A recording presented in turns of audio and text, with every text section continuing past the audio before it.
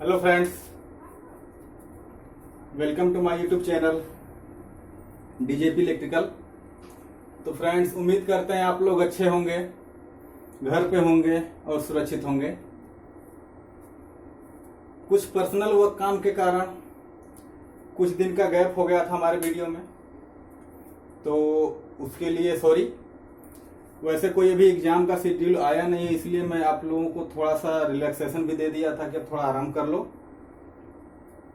Exam के point से मैं आपको बता दूं, चलिए कुछ थोड़ी बात हो जाए 2 मिनट आपसे, उसके बाद हम लोग आगे का शुरू करते हैं। जहां से रुका था हम लोगों का क्लास, उसी के जस्ट आगे शुरू होगा, उसकी आप लोग टेंशन ना लें।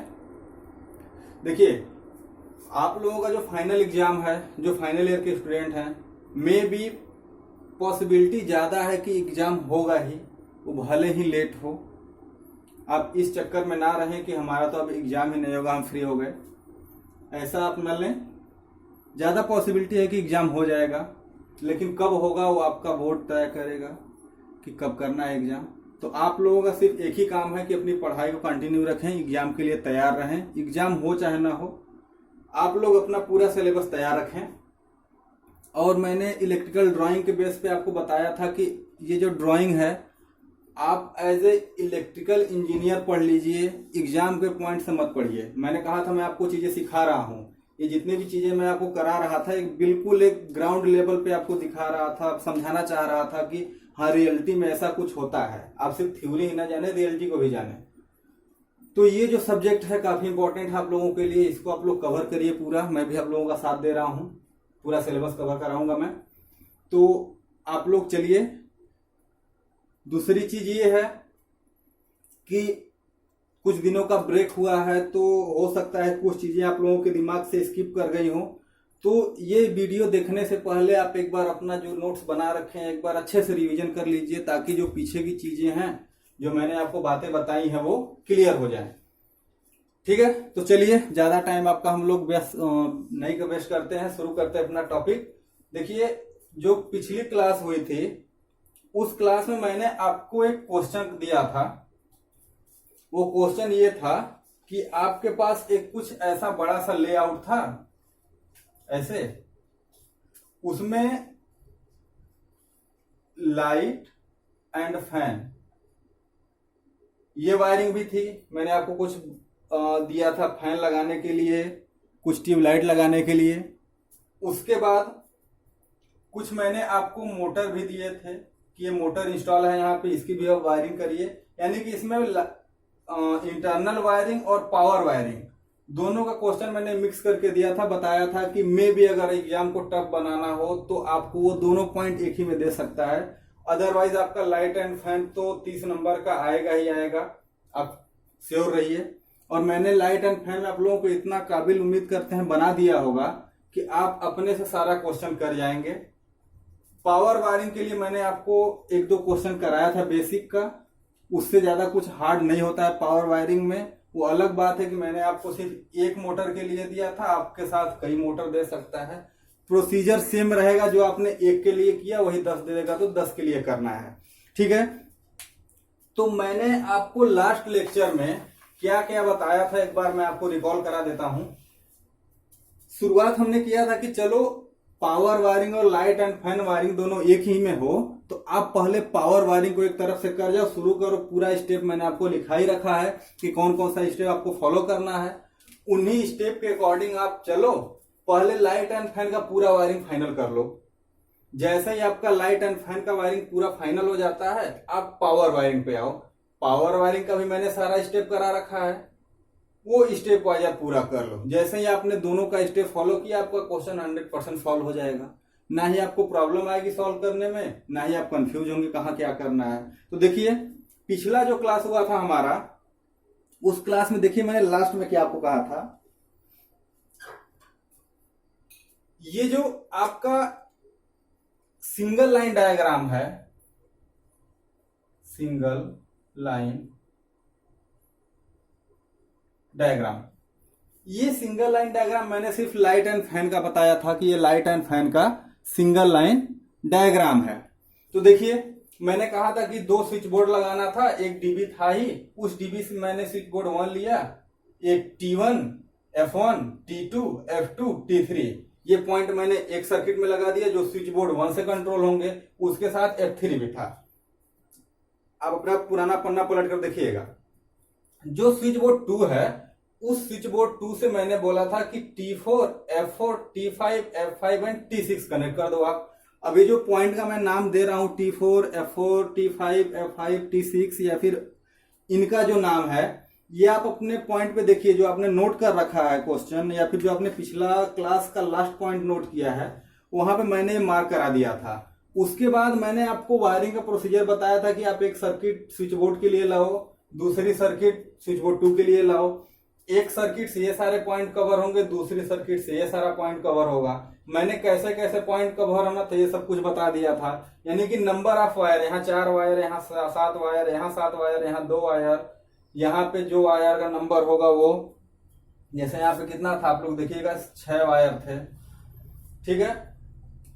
तो इतना कुछ मैंने आपको करा रखा था, नंबर ऑफ वायर हो गया। उसके बाद मैंने डिस्टेंस आपके लिए कैलकुलेट किया था कि ये डिस्टेंस 2 मीटर होगा, यहां से यहाँ का डिस्टेंस, यहां से यहाँ का डिस्टेंस, यहाँ का, यहाँ का, यहाँ का, ये डिस्टेंस मैंने यहाँ मार्क किया है। यहाँ नहीं किया क्योंकि दोनों सेम है, यानी कि इनमें सिमेट्री है।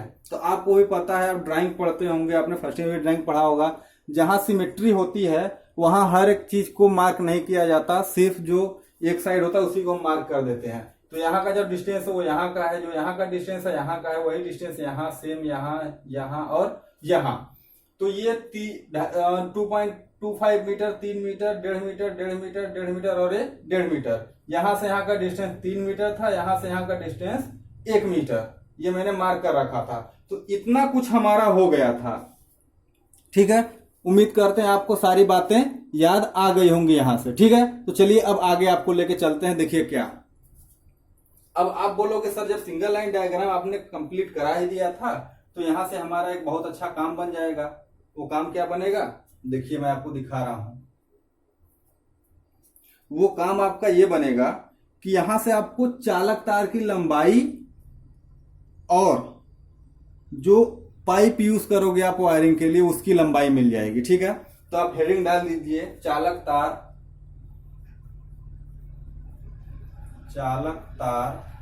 व वाहक नली की लंबाई, ठीक है। ये आपका अगला हेडिंग बनता है। अब आप बोलोगे इसको कैसे निकालते हैं, तो सिंपल सी बात है, मैंने आपको एक टेबल बनवाया था, ये सीरियल नंबर हो जाएगा आपका। कुछ ऐसा टेबल आपने बना रखा है, देखिए पुराना अपना। फिर उसके बाद चालक की संख्या, चालक की संख्या यानी कि कितने चालक तार गए हुए हैं। उसके बाद वाहक नली की माप,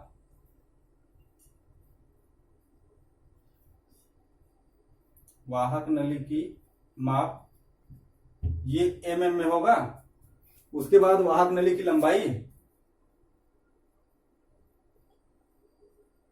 वाहक नली की लंबाई मीटर में। उसके बाद आपका चालक की लंबाई,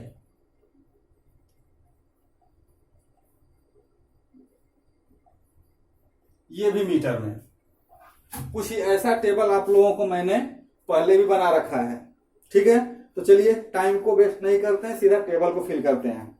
देखिए अब आप कहोगे पहला पॉइंट आप ले लो 2 चालक तार के लिए, जहां जहां 2 चालक तार हो। तो देखिए कहां कहां 2 चालक तार हैं। तो अब आप इस टेबल में देखिए, यहां है, यहां है, यहां है। तो मैं अब आप लोगों को इतना ज्यादा प्रैक्टिस करा चुका हूं कि मैं उम्मीद करता हूं मैं लिखता जाऊंगा, आप समझ जाओगे, ठीक है। देखिए यहाँ का 1.5, यहाँ का 1.5 और यहाँ का 3। तो लंबाई तो ये हो गया 1.5 प्लस 1.5 प्लस 3 बराबर इतना ही है। ये आपका 3 3 6 मीटर। अब आप बोलोगे पाइप कितना लोगे, तो आपको पाइप का साइज भी पता है, 16 mm का पाइप लोगे। जब अगर ये 6 मीटर आ गया तो 6 × 2 बराबर 12 मीटर आपका तार आ जाएगा। दूसरा देखिए 3 तार के लिए, अब आपका पता है 3 तार के लिए भी 16 mm की पाइप यूज होती है। अब 3 तार कहां कहां है, देखिए यहां है और कहां है, 1 2 3 जगह आपको मिल गया। अब तीनों की लंबाई आपको पता है कितना है, सब जगह का 1.5 है। आप देख लीजिएगा, ये हो जाएगा आपका 4.5 मीटर। जब आप 4.5 को 3 से मल्टीप्लाई करोगे तो ये आपका डिस्टेंस निकल के आएगा 13.5 समथिंग, 13.5 मीटर। अब आप ये मत कंफ्यूज कर देना कि आपने डेढ़ कहां से ले लिया। देखिए 3 तार यहाँ पे है, 3 तार यहाँ है, 3 तार यहाँ है, सभी की लंबाई 1.5 मीटर है, यहाँ की भी लंबाई 1.5 मीटर ही है। ठीक है। अब उसके बाद तीसरे पॉइंट पे आइए 4 वायर के लिए। अब देखिए 4 वायर के लिए आपको पता है कि 19 mm की पाइप आप यूज करोगे। अब 4 तार है कहां कहां पे, तो आपको 4 तार मिलेंगे। देखिए 1 2 और कहीं है, हाँ 3, ये 3 जगह आपको क्या मिलेंगे, 4 तार मिलेंगे। तो 4 तार के लिए भी नोट कर लेते हैं। और कहीं है, नहीं, ठीक है। तो देखिए 4 तार के लिए आपको पता है कि 2 मीटर ये हो गया, प्लस फिर क्या हो गया, 2 मीटर ये, 1 मीटर ये, प्लस टोटल कितना आएगा 1.5 दोनों का मैंने नोट कर लिया। ये टोटल आप अगर ऐड करोगे तो 1.5 3 3 2 5 1 6 मीटर ये भी आएगा, 6 मीटर ये भी आएगा। तो 6 गुणे 4 यानी कि 24 मीटर। मीटर तो मैंने ऊपर ही लिख रखा है।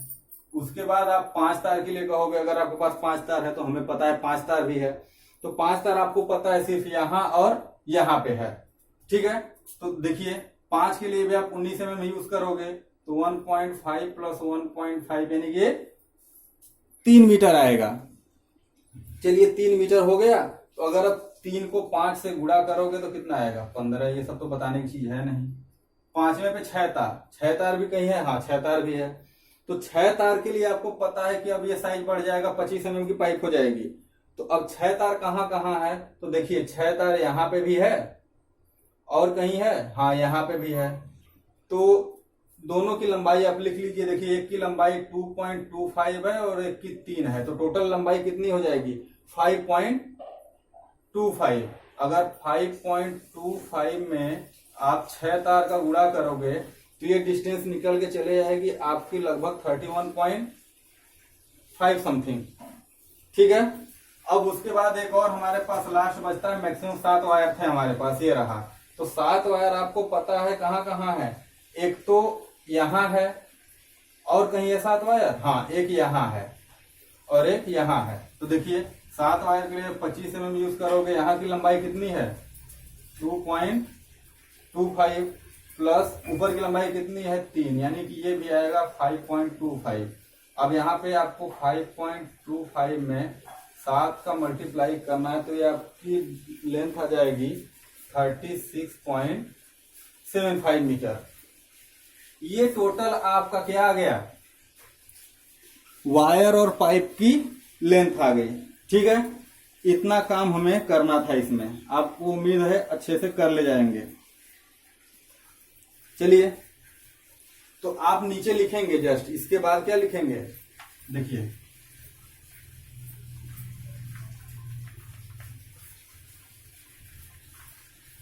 चलिए देखिए क्या लिखना है इसके नीचे। अतः वाहक नली की लंबाई, वाहक नली की लंबाई। अब चूंकि वाहक नली की लंबाई आपको पता है 16 है, 19 है, 25 है। ठीक है। तो 16 19 25 टोटल कितना कितना है, तो आप 16 को ऐड कर दीजिए, 6 4 10.5 मीटर है। देखिए 6 4 10.5 मीटर, तो 16 mm कितना है 10.5 मीटर। 19 mm कितना है 6, ये हो गया 19 mm, 6 3 9 मीटर। फिर उसके बाद 25 mm, 25 mm कितना है 5 5 10.5 मीटर, ये भी है। ठीक। ये आपकी पाइप की लंबाई हो गई, लेकिन चालक तार की भी तो लंबाई आपको चाहिए।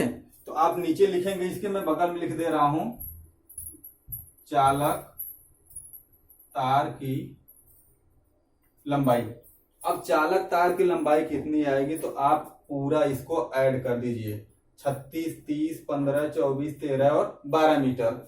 आप ये टोटल ऐड करोगे तो लगभग क्या ये 133 मीटर आएगा। कितना आएगा? 133 मीटर। ठीक है, ये 133 मीटर आपका क्या आ गया? टोटल चालक तार की लंबाई। अगर आपने इतना काम कर लिया हो तो मैं इसको अब मिटाऊंगा, क्योंकि हमारा जो भी काम था ये पूरा हो गया। इसमें हमें अब कुछ करने को नहीं रहेगा। सिर्फ हमारे पास यही एक लंबा टास्क होता है